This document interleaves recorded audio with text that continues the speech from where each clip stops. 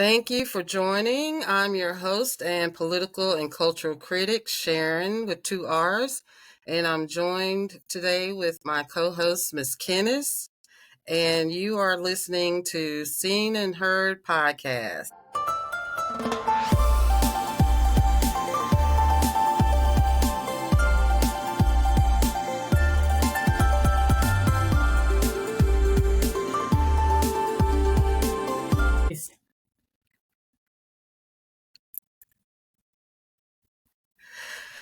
First, I would like to give a shout out and a huge thank you to Vivian, Jessica, Lawrence, and Kitty for helping us keep the lights on this month.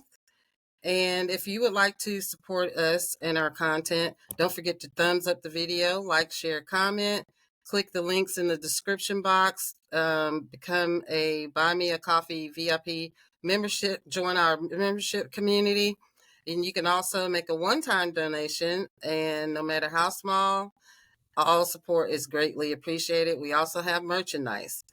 So with that said, let's get started on tonight's topic, or today's topic. We are talking about Elon's electric slide into oblivion. Hopefully, well, we're not going to say gone all the way, but the boycotts are getting to him. What are your thoughts, Miss Kenneth?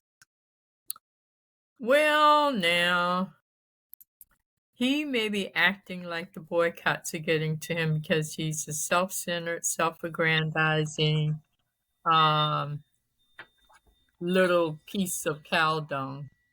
But as long as he has friends, i.e. 47, who will bring his Tesla cars out and line them up on the White House lawn and declare that anyone who does anything negative against Tesla will be prosecuted to the fullest extent of the law for domestic terrorism. Well, and what the board members are doing looks like they're gaming the market to me, and it's like a market manipulation of some sort, because they're selling off their stock, but they refuse to take him off the board. I don't understand why they're not taking him off the board. Well, unless you have access to their bylaws, there may be a reason why they can't take him off the board. I mean, the bylaws dictate what will and what will not happen. So his bylaws may be such that, he is in the long game for a long time. Well, it looks like I think the market is closed now, so it's down to 222.71. That's pretty low. So if it gets under $100, it's as trash as his Cybertruck. But this also was filmed today, and I find this kind of suspicious. This happened in Las Vegas, I believe. Oh, yeah. Yeah, this was in Las Vegas. And I would not put it past him. He and his buddy in the White House like to put on shows and all. I would say allegedly. It's allegedly because I don't know for sure, but I wouldn't put it past him to have people out there trying to set fire to these things for insurance purposes, write-offs, to get another tax break, or, trying to garner sympathy. But, I mean, that happened last night. I think it's kind of bodacious. I mean, yeah, somebody actually moved up in there and ignited a flame that be set out to burn to the ground those cars, and they apparently didn't get caught. Now, we don't know If it's arson or not, because those cars spontaneously combust. They have a habit of spontaneously combusting also. So it could be a spark from one car that just spread too. Totally But I agree with mean, you. who knows? Who knows with them, because it's a banana republic and a kabuki theater. Well, you know, but what karma deals out is what karma deals out. Mm-hmm. Yep. That is true. Let me see. So Canada, what was the video where he was crying on Fox News where the guy was asking him, which I don't want to see his face really, but there are plenty of clips out there of Elon almost in tears when the Fox News host asked him, well, how are you running your other businesses? And he's just like, it looks like he has tears. He's like, well, it's really difficult. You think? And then he's actually I got I think that man is incapable of tears. Hmm. I don't think he could squeeze out a tear if somebody offered him $5 million. Now, can I fake a tear? Absolutely. All day, any day, every day. But to be genuine about his tears, nah. He couldn't produce a tear if he tried. And that's pretty much all of the regime that's in charge of everything. But we will change subject to last weekend. Jasmine Crockett was on the Sunday shows, and I want to play a clip of her response to Chuck Schumer and the way he voted, and then I want to get your thoughts on the other side of this. He's absolutely wrong. I mean, look at the reality of the votes, right? I understand that the American people are frustrated. Please believe many of us did not sleep because we were calling and trying to impress upon the senators the importance of pushing back in this moment. And as you saw, we had all but one Democrat in the House that voted for this. So that's 212 Democrats in the House. And then you had the vast majority of senators vote for it or vote against it as well. And so the idea that Chuck Schumer is the only one that's got a brain in the room and the only one that can think through all of the pros and cons is absolutely ridiculous.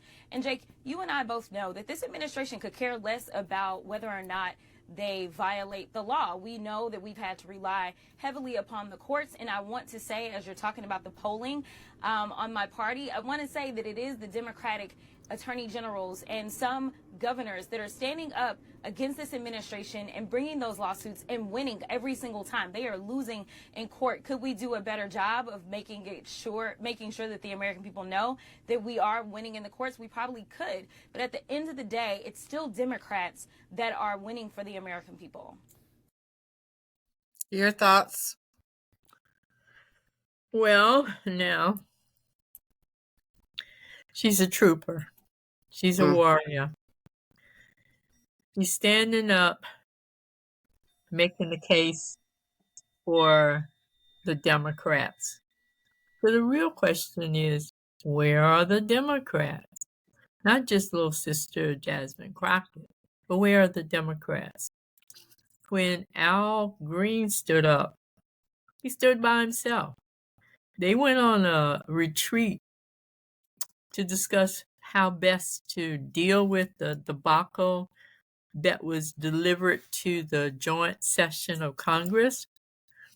And they came back with a solution, a phenomenal solution. We are going to hold up placards, and the placards will speak on our behalf. Where were the Dems who were holding up those little placards? Why didn't they stand up with Al Green?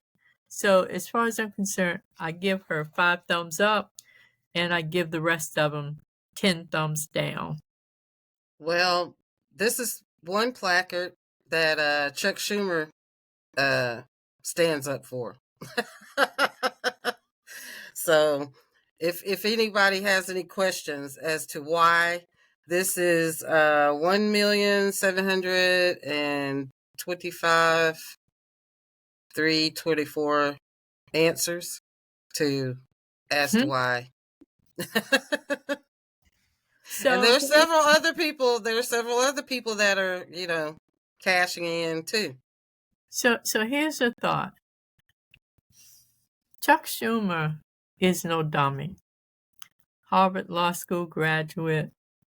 His children are Harvard Law School graduates.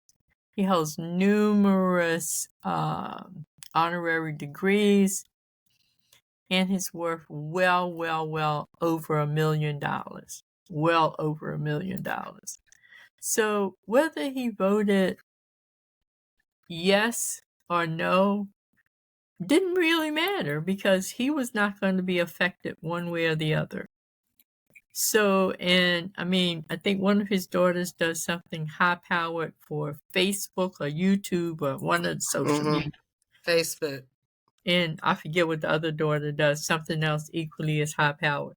So, does his family stand in need? No, they don't stand in need.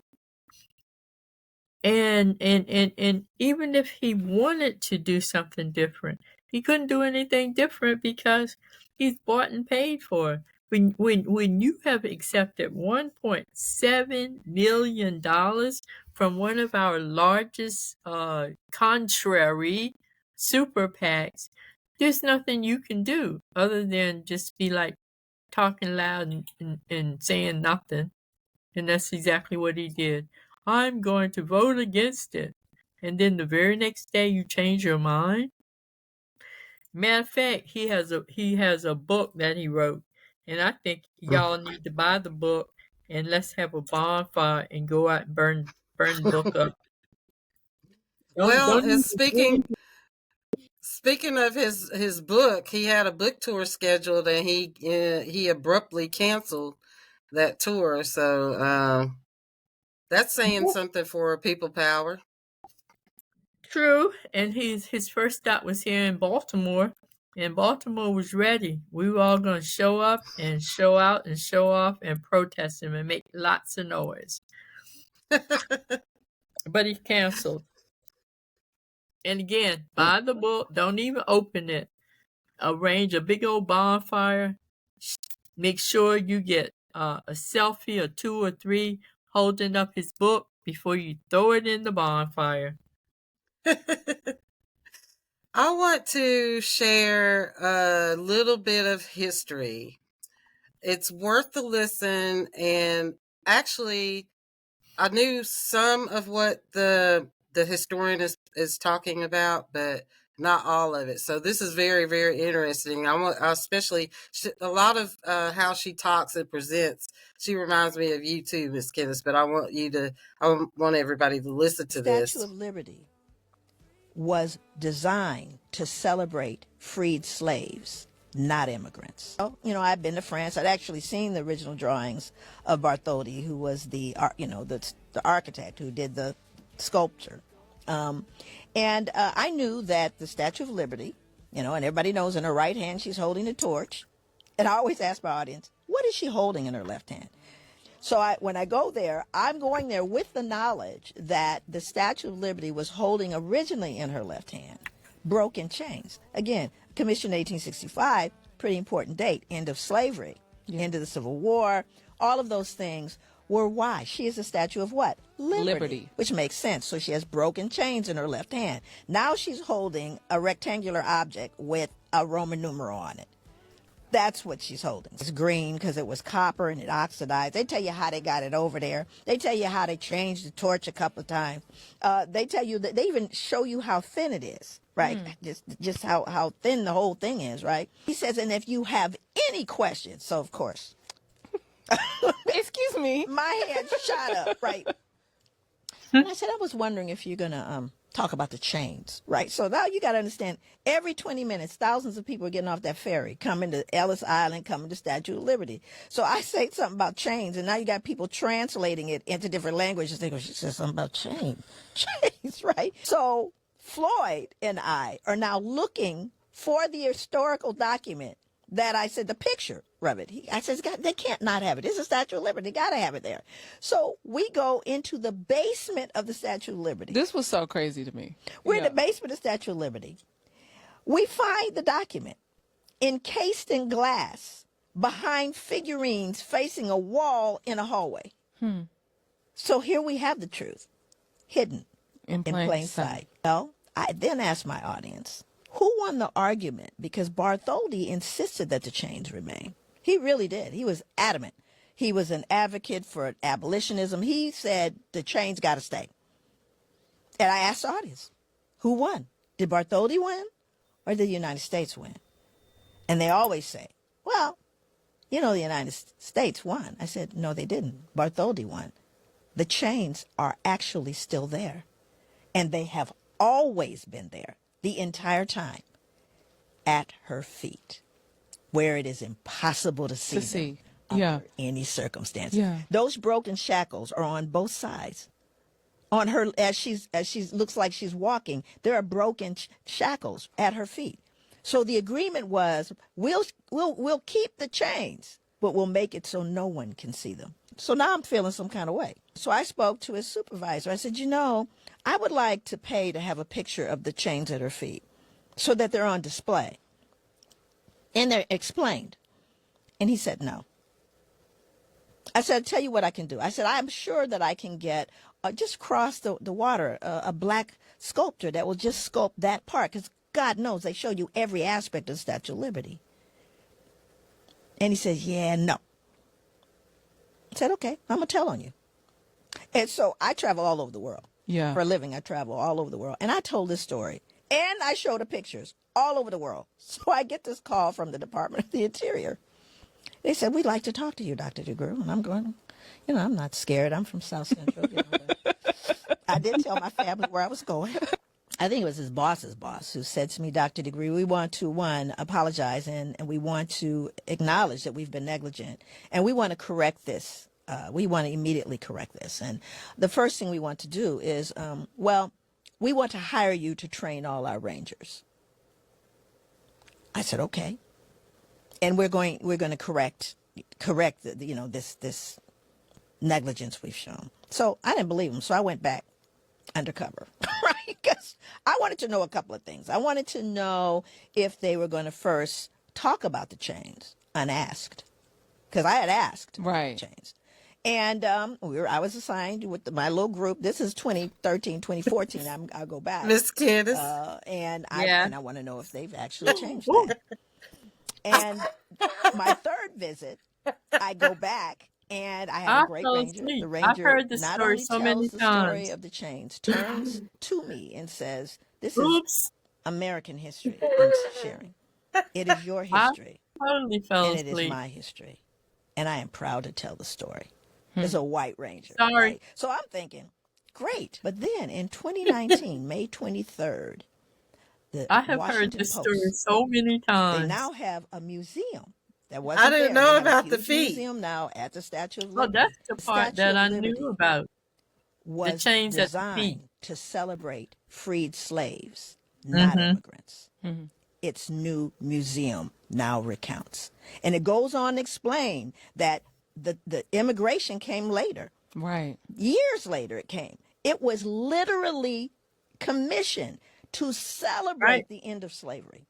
But when black people walk through, you hear white people say, oh, well, my great-great and my great-great. But black men, women, and children feel no connection to Lady Liberty. Come on. But how much prouder would they be if they knew that their ancestors that didn't come through Ellis Island, that came chained together in the belly of ships, that she was standing on those shackles? How much prouder would those young people be? How much honor would they display in understanding who paid for them? Yeah. You erase the chains, you erase me.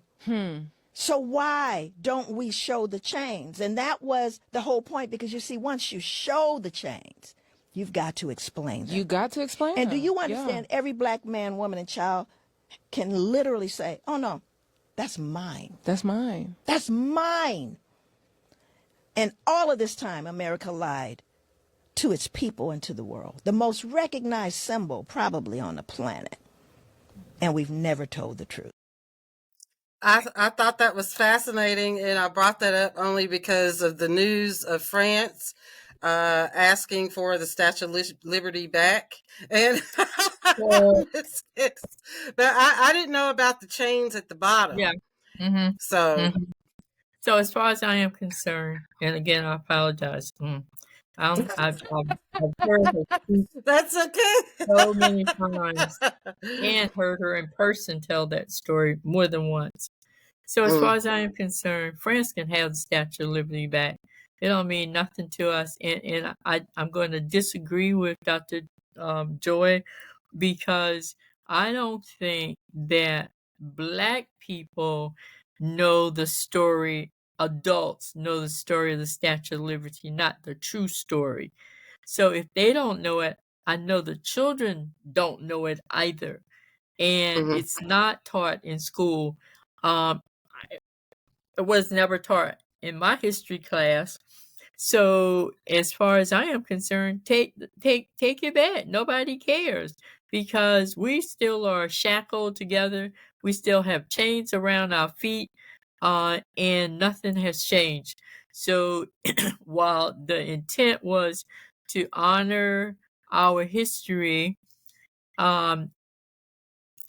they came up with a way to do what they do best, and that is to erase our history and replace it with their narratives.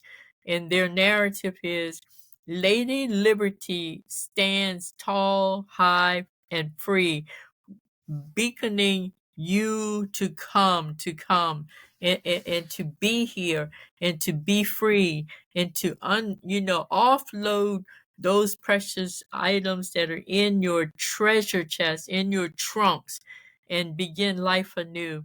It has nothing to do with me, nor people who look like me, nor people who look like me and maybe speak another language and live in this country. So if France wants it, hey, I tell you what, I will donate to the cause. I got $1 bill. I will throw in the kitty, and let's give it back to them. Now, having said that, until very recently, France and this country, even with some of the ugly things that they have done, have been allies. So is this their way of saying we are no longer allies, that we no longer stand with you as an ally? So while they're asking for it back, I mean, I could go to the next level and say what's behind that, but I can also say, I think you said it, somebody said it, Haiti in the house, because there is a need for our history to be told. And when I say I am being inclusive, the United States was complicit in making sure that for 125 years, France received reparations from a poor Black little country, a poor Black little island country. And there were 9,000 enslavers in France. So tell me what happened after the last of the 9,000 enslavers expired. Why were those reparations still being paid, and who did they go to? I dare somebody to tell me who they think they went to. In addition to the conversation of immigration, whenever it comes up around me, I always like to remind people that my ancestors weren't immigrants. They were involuntarily relocated. So, I mean, when people bring up the immigration conversation, it's like a lot of Black Americans aren't a part of that conversation because our ancestors were involuntarily, forcefully relocated here.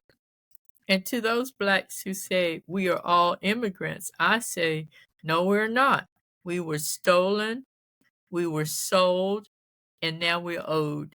So don't tell me I am an immigrant. I am not an immigrant. My ancestors were over there chilling, having a good time, eating good fresh vegetables, good fresh fruits, riding along, walking along, picking mangoes off the trees.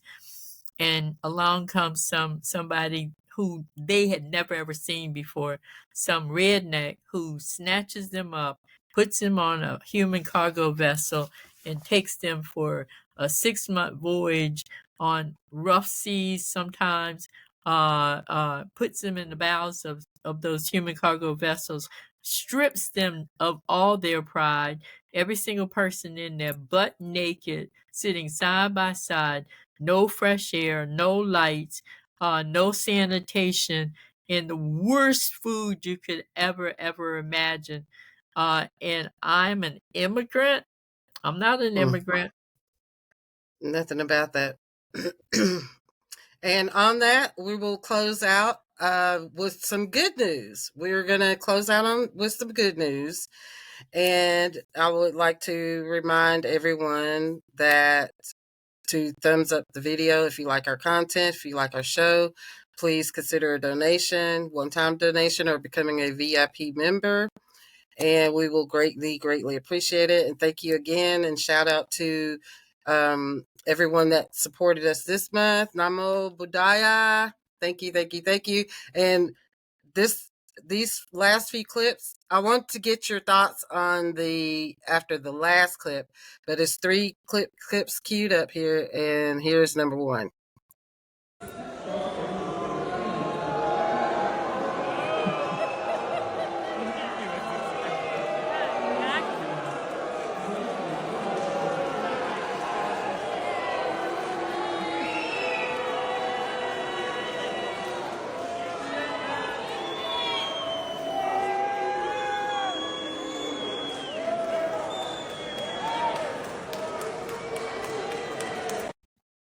Good news about the Kennedy Center. I wanted to interject that. So here's the next one.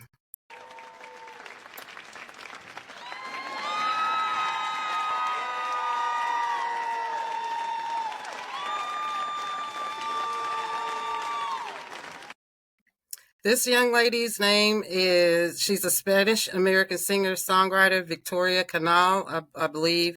I apologize if I'm mispronouncing her name. She displays her opinion of Trump at the end of her Kennedy Center performance, and this last video is her explaining her nonviolent protest. I'm currently scheduled to play the Kennedy Center on February 15th as part of the Impactful Connections series. When I was 17, I was recognized as a presidential scholar at the Kennedy Center under the Obama administration. It was one of the greatest honors of my life and a memory I still cherish to this day. After learning about the changes in leadership at the Kennedy Center, including Trump becoming self-appointed chairman, I was debating whether or not to perform. I've decided to go ahead with my show, and I will be donating 100% of my fee to Advocates for Trans Equality. I'm a proud, queer, Latina disabled woman and an ally to the unprotected and vulnerable trans community here in the United States. I figured if the new guys want to eliminate DEI, I'll let them decide to cancel the show if they want to. Otherwise, I'll see you tonight in DC.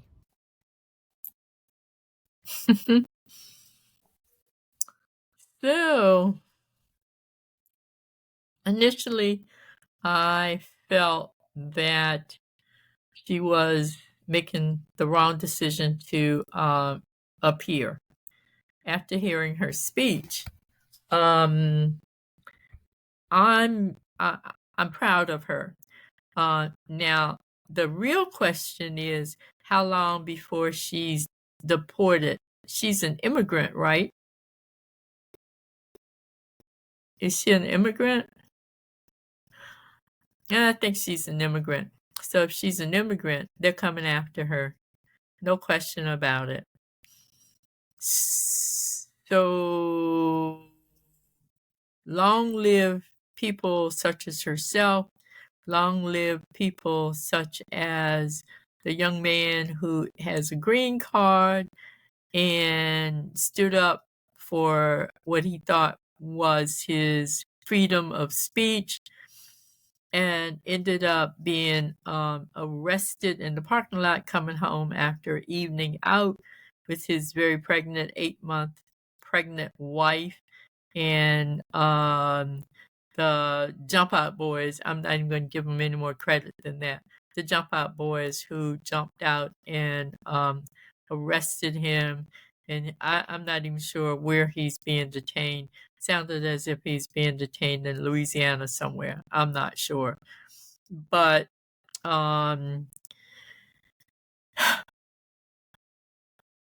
JD 47 number 2. He's not even 47.1. He's 47.2. And he cannot get any farther along than 47.2. And I'm going to stop because I'm not sure I'm being recorded.